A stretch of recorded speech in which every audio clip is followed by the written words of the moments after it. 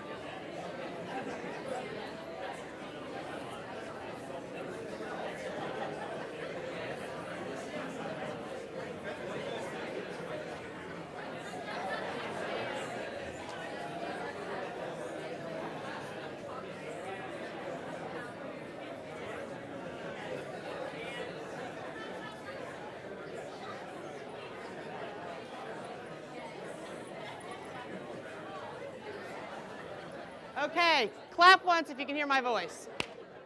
Clap once if you can hear my voice. Clap once if you can hear my voice. All right, excellent. All right, so now I'm going to have you do that exercise again. Stay with your same team, but I'm changing the rule, all right? This time, I want you to plan a new party. Start with a new idea, not the same idea you just had, a new one. This time, I want to make sure that you express some concerns by saying yes, but. All right? So, for example, yes, but I'm not sure we'll get everybody to go skinny dipping at a work party, or whatever the issue is, okay? Now, you'll probably have some yes ands, but make sure you express some concerns by saying yes, but. Again, starting with a new party, a new idea completely, working with your same team. You have another 1 minute. Go.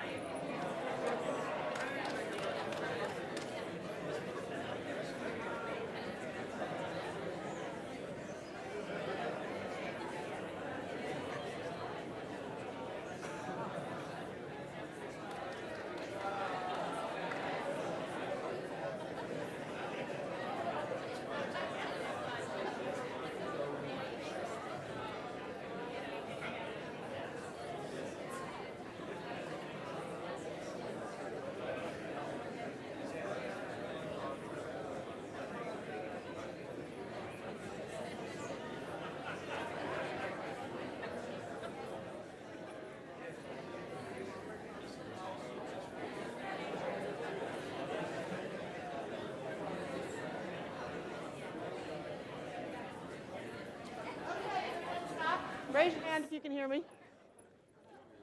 All right, excellent.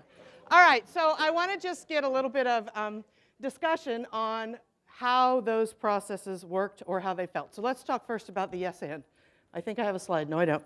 Okay, so let's talk first about the yes and. Somebody raise your hand. How did that work or how did it feel? The first process, yes and. Great. What? Worked great. Positive. What else? Fast. Yep. Back there. Elephant, cloud, balloon, animals. Excellent. All right. Anybody else? How did that work or how did it feel? Good? Fun? All right. Let's talk about the yes, but. How did that work or how did it feel? Downer, limited, I heard. What else? Frustrating. Yeah. Pardon? Sucky. Okay. That sums it up. All right. So I'm guessing that if you're like most people, when you work with groups, oh, I don't need both mics. You probably hear a lot more yes buts in your life and in your work than you hear yes ands. That's a very common thing. There's a lot of research that shows groups have a tendency to go to the yes but. I want to talk a little bit about what's going on in our head. So here's what any of us do when we first hear a new idea. The first thing we do is we start to break it down into parts. So we're hearing parts of it that we like, that we think are interesting and valuable. That's the yes and, or at least I forced you to pretend like you liked everything about it. But there's also a piece of your brain that's going, but I don't like that part, and that doesn't make any sense, and we can't do that, and I don't even understand what he or she is talking about in that area. Those are the yes buts.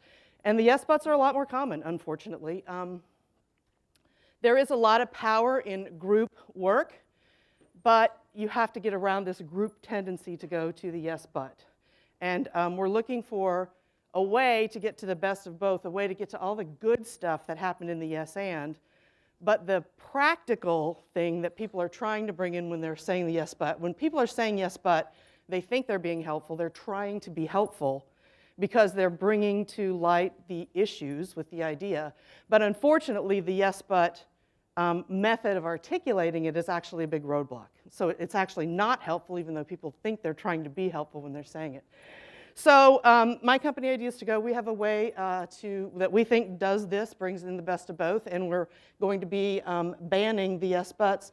I'm sure you've heard any or all of these and more. Anybody heard any one of these at least? If you've heard at least one of these, raise your hand.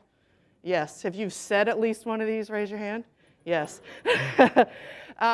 So we're going to replace the yes but response with something we call a Forness response. And yes, that's a made-up word. But it's about what you are for in an idea instead of what you are against. And this is mostly a way of thinking, but it's actually an overt tool to help you generate ideas as well. And I'm going to show you the on-paper tool, and we're going to practice. So the way to give an idea a Forness response, when you first hear the idea, you first write down on the left-hand side what you are for. What do you like? What's interesting about this idea, the way it is now? Knowing it's not finished, it's not perfect, it still needs work. Most ideas are not perfect when they're first born, yet we treat them like they should be with the yes but. With the yes but, we just throw away the idea. But what we're doing here is articulating what is potentially interesting about the idea, knowing it's not finished yet. We're going to work on that next. All right? So that's what you do first. You do what are you for in the idea.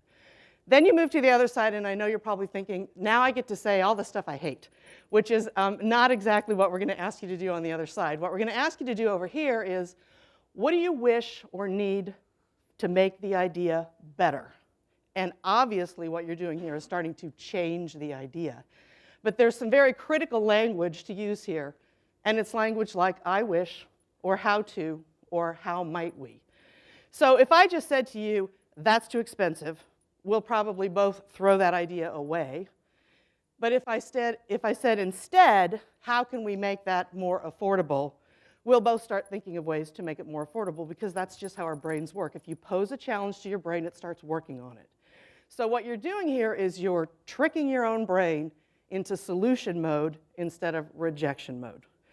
And we always find it helps to do a little practice, so we're going to do a little practice on this too. And here's the way it goes. First of all, you're going to articulate the problem on that side when you're on that side. You're going to articulate the problem, you're going to generate solutions, and then you're also going to use this to generate other new ideas, all right? So we are going to imagine we all got a new job, and we all got a raise. And nobody laughed. We are working for a company that makes kitchen and bath fixtures like sinks and faucets, that sort of thing, all right? And we are the team that's responsible to come up with ideas for new products, and I have an idea I'm going to share with you, and I want you to do a Forness response on my idea. And we always start with what you are for, all right? So I'm going to show you my idea. I want you to come up with lots of different kinds of things that you could be for in that idea. and here is the idea. A fur sink. All right? So think about, if you've got a piece of paper, jot a few ideas down. What is potentially interesting about that idea? Knowing it's not perfect yet, we'll work on fixes later. What's potentially interesting about that idea? All right, who's got a thought? Yes? My cat will love it. My cat will love it. Yes? Minimizes splashing. Minimizes splashing. Excellent. What else? I won't lose my jewelry down the drain. Yeah, and soft, I heard? Soft. What else? No one has one. It's totally unique. You won't know when it's dirty because you can't see the dirt, right? So I never have to, I'm going to spin that out. I never have to clean my sink. All right, what else? It will hide the facial hair. Excellent. Yeah, back in the back. 2 words. Sink brush. Sink brush. Excellent. All right. Additional products, yeah. It's insulated in the winter, so it'll keep the water warm, yep. You can make it in different shapes because of the splashing. Excellent. All right, now we're going to go to the other side. And what we're doing over here is, first of all, we're simply articulating the problem in your brain like I wish or how to or how might we. And if that's as far as you can get, that's okay. But what we're really looking for here is solution. So how can you change this idea, keeping some of the parts that you like, but change it to fix the parts that aren't working for you? And I'm guessing that some people probably already have some sort of solution in your head already. Yes? How about we keep it sterile? How to keep it sterile? Yes. All right, great. How might we make it less furry? How to make it less furry. All right. And why do you want it to be less furry? Because Okay. I don't want dreadlocks, and I heard over here don't want to clog the sink. Yes, back there. Put a cover over it. So the fur is still there, but you're putting like maybe a clear cover over it. Good. What else? Yeah. Waterproof. Waterproof fur? Great. so make it a beaver fur specifically. Make it beaver fur because it sheds water better. Yeah. What else? In the back. A liquid Drano filter. Great. What else? Yeah. I wish for the same product to wash my hair as well as the sink. I wish to use the same product that I wash my hair in the sink. It's more efficient. Yeah. What else? How to make it without killing animals. All right. So let's make faux fur or plastic fur design. Yes. Why stop at a sink? I'd like to put that in my bathtub to keep the water warmer longer, right? All right. I'm checking my time. Oh, I'm good. All right. So we did that. So these are the kinds of things you guys were coming up with. And if we really thought there was some value in the first sink, we could use this method to actually improve this idea until it is practical. And that's the whole point of this methodology, is to take ideas that might seem crazy or ridiculous at first, but if we could figure it out, there's value, and use this methodology to optimize the ideas and make them work better. So just kind of in summary here, the first thing it does is keeps alive what's good in an idea. Instead of just throwing away an idea because it's not perfect, which is what we typically do with the yes but, we just throw the whole thing away. We're keeping alive overtly what's good in the idea. The next thing that we're doing is we are actually working toward real solution. So you can see we're actually starting to get to real solution, like faux fur or put a cover over the fur, or maybe it's just a liner that looks like fur, and you can take the liner and throw it in the washing machine so you never have to clean your sink again. We're actually starting to push toward practical solution by using this mindset. The next thing, and this is really important when you're working with groups of people, it makes it feel safe to say your idea out loud. Even if you know yourself your idea isn't perfect yet, you're willing to say it because you know your colleagues are going to support it and use it in the fashion like this and make it better. The other thing it does is encourage some teamwork and ownership of the idea, so what started as my crazy idea would end up feeling like our idea when we were done. And my personal favorite, it's hugely more efficient than most of the processes that we use in most meetings. We don't spend our time talking about what we don't like or what doesn't work. We spend our time talking about what we do like, what does work, how can we improve it, how can we keep moving it forward. So it's a move it forward, move it forward, move it forward. and just let what we don't like fall away. You don't spend any energy or time on what you don't like. So that is Forness thinking, and again, I'm just going to go back to summarize the methodology, because I saw some of you taking pictures. And these slides are available, so you can get them. So again, to review how you do it, first you articulate what you like about the idea. That's on the left-hand side. Make a long list. And because this is where groups are not good, if you're working with a group, you have to kind of push the group a little bit to come up with a long list of the possible things they could be for. And then once you've done that, you go to the other side, and you first articulate the challenge in a problem-solving way, like I wish or how to. Then you start to generate solutions for this idea, but it will always also throw off other new ideas just by thinking about it in this way. So that's it. I'm done. Any questions? Yes? What is just not possible to expect? Like, I want to go to Mars next week. Right. So if it's an idea like that is like physically impossible or whatever it is, you can still use this methodology to spin off other ideas. So what would be good about going to Mars next week? What would you have to solve for if we were going to Mars next week? And it will spin off other ideas. Even though the original idea may never be a practical one, it will still spin off lots of other ideas, which is probably why, if you've ever been in brainstorming sessions and people say something like, every idea is a good idea, that's not really true. but every idea can spin off other ideas if you think about other ideas in a way like this. So that's the value of it, even on a ridiculous idea. Anything else? I have, if you want, out in the hallway at the table, like a lensy thing that say no, yes, but.